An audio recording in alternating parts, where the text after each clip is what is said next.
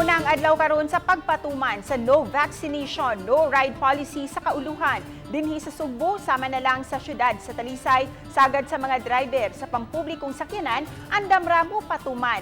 Kung ugaling iimplementar usab kini dinhi sa Sugbo. Ang detalye sa report ni Femari Dumabo. Alang sa PUJ driver nga si Ruel Largo aron makapadayon ang pagbalik sa ekonomiya o di na subling masinati ang masugot nga restrictions. Uyon siya kung ipatuman dinhi sa Sugbo ang no vaccination, no ride policy. Susama sila og panahom sa iyang pasahero nga si Annabel Orsal. Apan si Orsal ni angkon nga dili pa siya bakunado. Kay unya ra siya magpabakuna kung mahuman ni siya pagpanganak. Okay ra man sad ko mabaksinan pero walang mas maayo ang tanan na lang gyud. Para makuha na gyud ang tanan ba. Balik-balik lang ang kuan ba? Balik-balik lang ang kuan virus.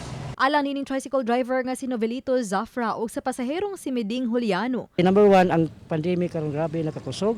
Kanang number one, katong Omicron, labi niya, plus pa ang katong kuan niya, virus nga karon nga grabe. So, pas maaya pa na yun nga para nako. Mas maayo nga ang mga pasahero way vaccination di yung kanon.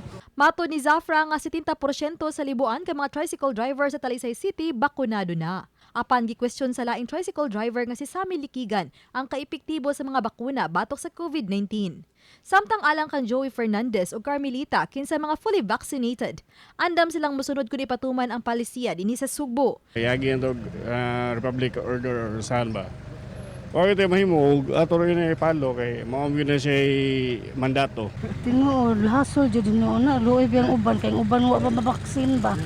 Mao dyan na problema kaayo. Itong primerong inject sa COVID, daghan man ako lagi sa ospital lagi.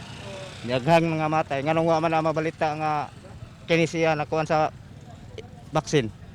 Pro COVID, balita na yun. Uban ni Philip Patricio Godfrey Rilien, ako si Femari Dumabok. Balitang Bisdak!